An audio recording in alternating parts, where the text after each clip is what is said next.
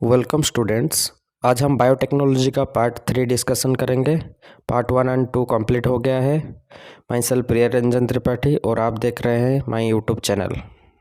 तो इस सीरीज़ में हम देखेंगे कौन कौन सा सब एंजाइम यूज होता है बायोटेक्नोलॉजी में। तो बायोटेक्नोलॉजी में रेस्ट्रिक्शन एंडोन्यूक्लियस एक बहुत इंपॉर्टेंट एंजाइम है जो कि डीएनए को कट करने में हम यूज करते हैं। उसी एंडोन्यूक्लियस के बारे में आज हम स्टडी करेंगे, कैसे ये कट करता है, इसका नोमेनक्लेचर क्या है और इसका टाइप्स क्या है। इसके साथ हम देखेंगे और क्या क्या सब एंजाइम यूज होते हैं बायोटेक्नोलॉजी में। रेस्ट्रिक्शन एंडोन्यूक्लियस एंजाइम को रेस्ट्रिक्शन एंजाइम भी बोलते हैं और अदर जो सब यूज होते हैं एंजाइम वो सब मिलाकर उसको इम्पोर्टेंट टूल्स ऑफ बायोटेक्नोलॉजी भी बोलते हैं, क्योंकि एंजाइम ही सब करता है। ये सब मॉलिक्यूलर लेवल में होता है और ये जो एंडोन्यूक्लियस एंजाइम होता है ये इंटरनल कट करता है और रेस्ट्रिक्शन मतलब स्पेसिफिक कट करता है। ये फॉस्फोडाइएस्टर बॉन्ड जो होता है डीएनए में उसको ब्रेक करता है और ब्रेक करने से डीएनए जो डबल स्ट्रैंड है वो ब्रेक हो जाता है। अदर एंजाइम्स के बारे में अगर देखेंगे तो एंडोन्यूक्लियस तो न्यूक्लियस ग्रुप में आएगा और सेकंड में आएगा पॉलीमरेज एंजाइम। ये भी यूज होता है पॉलीमरेज चेन रिएक्शन में। और लाइगेज एंजाइम ये डीएनए को ज्वाइन करने में यूज होता है। और डीएनए एंड मॉडिफाइंग एंजाइम ये भी कट होने के बाद यूज होता है, क्योंकि फर्दर रिकॉइल ना हो इसलिए डीएनए मॉडिफाइंग एंजाइम को भी यूज करते हैं। तो ये जितना भी सब एंजाइम है ये एक एक पार्ट है। तो इनमें से सबसे इम्पोर्टेंट है न्यूक्लियस एंजाइम, जिसमें दो टाइप का न्यूक्लियस आता है, एंडोन्यूक्लियस एंड एक्सोन्यूक्लियस। उसके बारे में ये वीडियो में हम डिटेल्स में आगे देखेंगे और अदर जो सब एंजाइम्स है उसके बारे में मैं नेक्स्ट एक वीडियो में आपको बताऊंगा। इसका नोट्स भी मैं डालूंगा डिस्क्रिप्शन में, आप वहाँ पर जाकर ये नोट भी ले सकते हैं। तो चलो स्टार्ट करते हैं न्यूक्लियस एंजाइम के बारे में। न्यूक्लियस एंजाइम टू टाइप्स का है, एक है राइबोन्यूक्लियस और एक है डीऑक्सीराइबोन्यूक्लियस। राइबोन्यूक्लियस आरएनए को कट करता है और डीऑक्सीराइबोन्यूक्लियस डीएनए को कट करता है। ये दोनों न्यूक्लिक एसिड डाइजेस्टिंग एंजाइम है, इसलिए इनका नाम न्यूक्लियस है। ठीक है। और इसका और भी एक क्लासिफिकेशन है, जो इंटरनल कट करेगा उसको एंडोन्यूक्लियस बोलेंगे और जो एक्सटर्नल कट करेगा उसको एक्सोन्यूक्लियस बोलेंगे। ये दो तरह का टाइप का न्यूक्लियस एंजाइम होता है। रेस्ट्रिक्शन एंडोन्यूक्लियस जो एंजाइम है वो इंटरनल कट करता है डीएनए को, और ये जो इम्पोर्टेंट एंजाइम है इसको डिस्कवर किए थे Warner arbor, Daniel Nathans and Hamilton Smith, और इसलिए इनको 1978 में नोबेल प्राइज़ भी मिला था। तो ये एंजाइम को मॉलिक्यूलर सीजर भी बोलते हैं, क्योंकि ये डीएनए को कट करता है। रेस्ट्रिक्शन एंडोन्यूक्लियस एक स्पेसिफिक एंजाइम है जो कि स्पेसिफिक सीक्वेंस ऑफ डीएनए को कट करता है, जिसको हम रिकॉग्निशन सीक्वेंस भी बोलते हैं या फिर पैलिंड्रोमिक सीक्वेंस भी बोलते हैं। और इसको मॉलिक्यूलर सीजर बोलते हैं क्योंकि ये डीएनए को कट करता है। ये एक इम्पोर्टेंट क्वेश्चन है, ये भी आता है, याद रखना। The point of cleavage is known as restriction site, मतलब जहाँ पर ये कट करता है उसको रेस्ट्रिक्शन साइट बोलते हैं।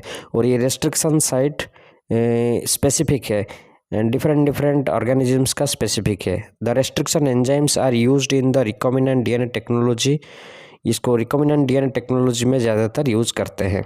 अब हम बात करेंगे नोमेनक्लेचर के बारे में, कैसे हम इसको नेमिंग करेंगे। रेस्ट्रिक्शन एंजाइम का एक पर्टिकुलर नाम होता है, उसको हम कैसे देंगे। ठीक है। फर्स्ट ऑफ ऑल हमको जानना पड़ेगा रेस्ट्रिक्शन एंजाइम कहाँ से आइसोलेट होता है।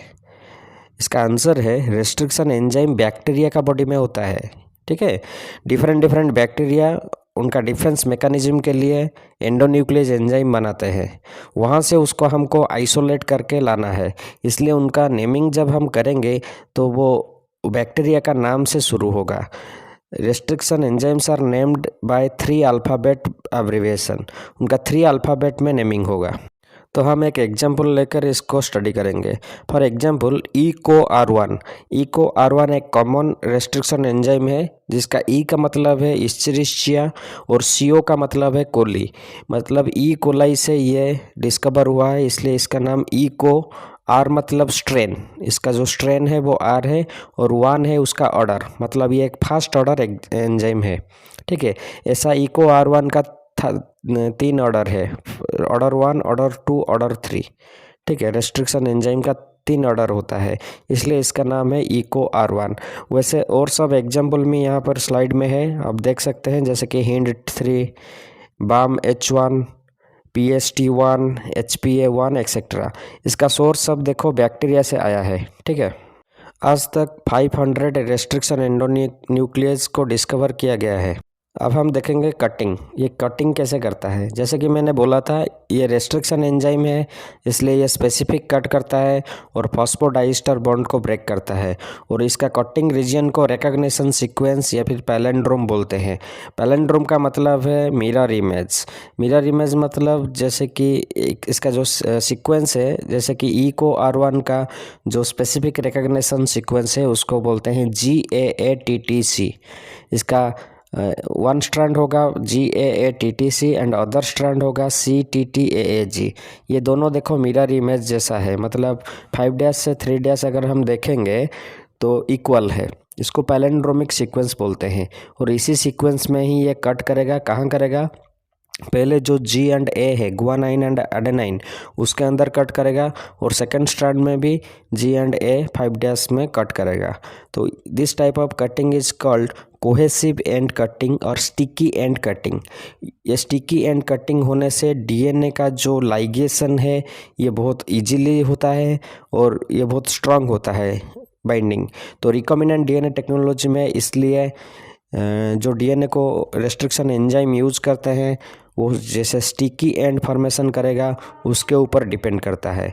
इसलिए ज़्यादातर साइंटिस्ट इको R1 एंजाइम को यूज़ करते हैं। ये याद रखो, ये एग्जाम में आता है। इको R1 का रेस्ट्रिक्शन साइट क्या है, GAATTC।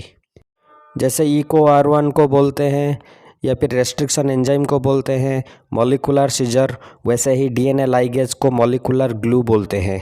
ये सब नीट में क्वेश्चन आता है, इसलिए ये छोटा छोटा चीज़ है, लेकिन इसको तुमको याद रखना है।